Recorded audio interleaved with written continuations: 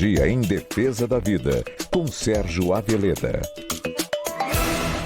Smart Cities com Sérgio Aveleda, hoje em edição internacional. O Sérgio Aveleda, colunista da Rádio Bandeirantes, está em Paris. Ele acabou de dar uma palestra na Feira Autonomy Paris, ponto de encontro de governos, empresas, instituições, startups que querem discutir o futuro da mobilidade. São 92 países representados, mais de 150 cidades, 300 palestrantes, muita gente falando sobre soluções diferentes e inteligentes para a mobilidade nas grandes cidades. Sérgio Aveleda, bom dia, seja bem-vindo aqui à Rádio Bandeirantes. Bom dia, Thaís, todos os colegas aí do estúdio. Um prazer estar com vocês aqui desde o Autonomy 2022 aqui em Paris. Qual foi o assunto da sua palestra, hein, Aveleda? Nós falamos, eu e outras 3 colegas, sobre como acelerar as mudanças no mundo da mobilidade urbana, não é? Muitas vezes a gente sabe o que fazer, sabe como ter um transporte mais sustentável, mais inclusivo, mais seguro, mas as políticas públicas não andam no ritmo que a gente desejava. Então nós falamos um pouco sobre estratégias para tornar a mobilidade urbana mais sustentável ao redor do mundo. Foi interessante ouvir experiências de outros países e falamos um pouco das dificuldades que estamos enfrentando, especialmente no financiamento do transporte público, Thaís, na perda de usuários e, com isso, a falência de algumas empresas e do sistema de transporte público em algumas cidades brasileiras. Aveleda, bom dia, Eduardo. Esse é um tema que ganha, inclusive, mais vigor nesse momento, né, em que a gente tem petróleo disparado ou variando muito. Ontem o Jornal da Band trouxe uma informação de que uma cidade próxima a Curitiba, tem nas proximidades de Curitiba, agora nesse momento eu me esqueço o nome da cidade, a partir de agora passou para tarifa zero nos ônibus e que isso seria se não uma tendência, uma possibilidade para pequenos municípios. Como é que esse tipo de possibilidade é discutida ou é pelo menos avaliada pelos especialistas em mobilidade urbana e não só em economia popular? Eduardo, veja só, né? A saúde pública, a educação pública e o transporte público estão no mesmo nível de importância na Constituição do Brasil. Se você olhar o texto da Constituição, ela diz que os 3 serviços são essenciais e têm o mesmo nível de importância. A saúde pública, ninguém paga para usar o serviço. A educação pública, ninguém paga para usar o serviço. Todos esses serviços são sustentados pelos impostos dos contribuintes. Contudo, tradicionalmente, se entendeu que o transporte público deveria ser custeado só pelos usuários. Então você veja, o seu José que sai de Guaianazes todo dia de manhã para trabalhar, ele gasta R$ 8,80, R$ 4,40 para ir, R$ 4,40 para voltar. Isso se ele pegar só um meio de transporte, se ele não fizer integrações. Agora, as pessoas que usam carro, elas não pagam nada. Claro que você poderá me dizer, mas elas pagam IPVA. Olha, Eduardo, eu tenho um apartamento em São Paulo e pago IPTU, mas nunca passou pela minha cabeça que eu ia ter água, luz, internet e gás de graça porque eu pago IPTU. Então, algumas cidades no mundo estão começando a transferir recursos do uso do automóvel para o transporte público. Isso passa pela cobrança do estacionamento. Você veja que a Zona Azul de São Paulo, ela tem um preço praticamente similar há vários anos. Agora, recentemente, teve um reajuste muito pequeno, mas se você pegar nos últimos 10 anos, a variação do preço para estacionar um carro em São Paulo praticamente não variou e a tarifa pública vem aumentando.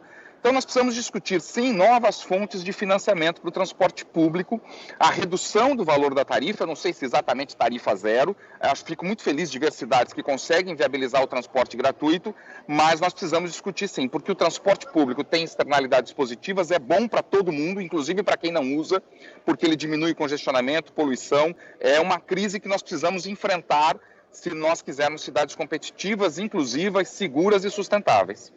Só para dar nome ao boi aqui, no caso ao ônibus, a cidade, Aveleda, Thaís, é 4 Barras, que fica na região metropolitana de Curitiba, anunciando tarifa zero. O Sérgio Aveleda é nosso colunista. Então é a segunda, viu, Eduardo? Porque Paranaguá também aprovou essa lei lá no Paraná. É isso. E outras virão, pelo que a reportagem mostrou, o Rodrigo Leite, o repórter. O Sérgio Aveleda é colunista aqui da Rádio Bandeirantes, fala na coluna Smart City sobre situações tecnológicas para tornar as cidades mais inteligentes, não é, Aveleda? E hoje está falando conosco direto de Paris, do Autonomy Paris, que é um congresso que fala sobre mobilidade em todo o mundo. Então eu queria que você contasse agora para o ouvinte da Rádio Bandeirantes de tudo que você acompanhou no congresso, Aveleda, do ponto de vista tecnológico. O que tem de novo, o que tem de sustentável, o que tem de legal em termos de solução para a mobilidade?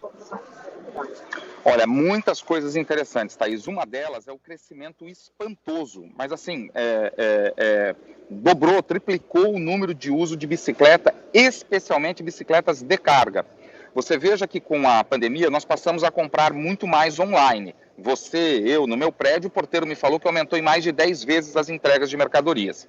Cada produto desse chega de caminhãozinho, emitindo carbono, ocupando espaço, contribuindo para o congestionamento. Eles estão oferecendo aqui, uma empresa holandesa, uma bicicleta capaz de transportar 350 quilos de carga. Claro, ela é elétrica, ela é assistida, e ela poderá economizar 5 mil quilos de carbono por ano. Então, uma empresa que faz entrega com caminhão, se trocar por essas bicicletas, vai melhorar a segurança viária, o ruído, a poluição e a sustentabilidade. Uma outra solução que fiquei bastante impressionado é uma montadora mundial de automóveis de luxo. Os carros dela, Thaís e Eduardo, já estão saindo com sensores obrigatórios, isso não é opcional, que detectam, por exemplo, quando o carro se aproxima perigosamente de um ciclista ou de um pedestre. Essa informação, com a hora que isso aconteceu e a localização precisa por satélite de onde isso aconteceu, compõe uma base de dados que eles pretendem disponibilizar, e me parece que vão vender, né, vão querer fazer dinheiro em cima disso, para cidades. Então a cidade de São Paulo poderia saber previamente onde há mais risco de acontecer uma colisão entre carro e ciclista. E antes que elas acontecessem, poderia construir a ciclovia, diminuir a velocidade para melhorar isso.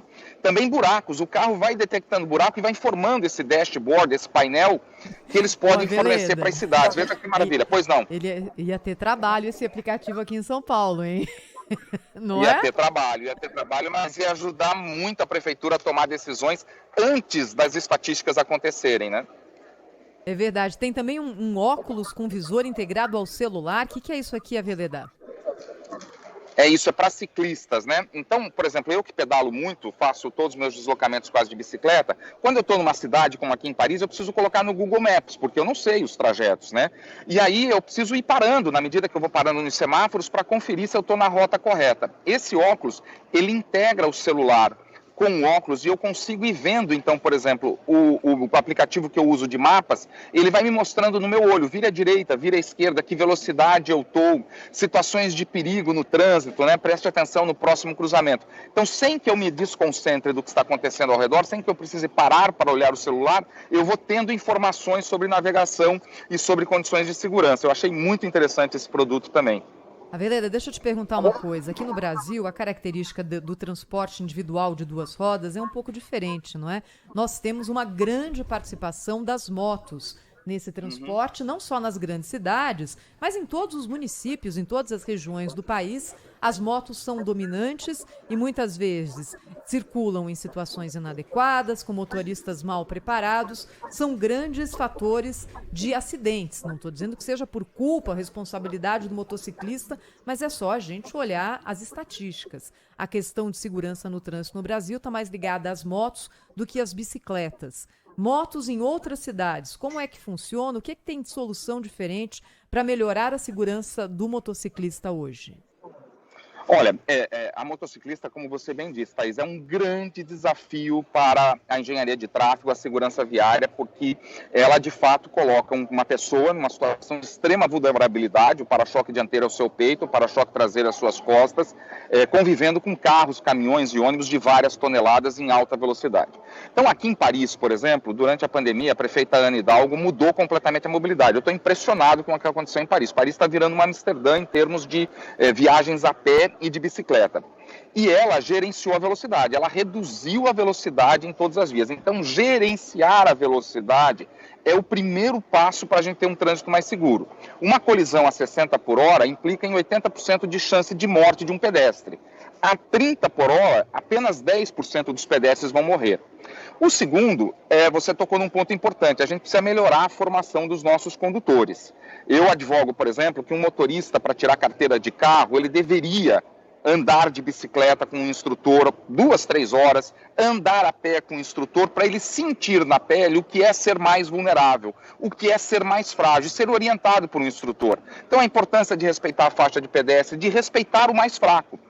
é fundamental que a gente melhore a formação dos nossos condutores, especialmente dos motociclistas.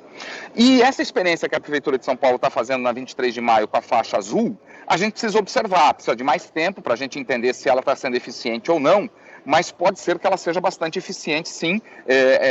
Estou muito ansioso para ver os dados depois de um período de tempo sobre a implantação desta faixa.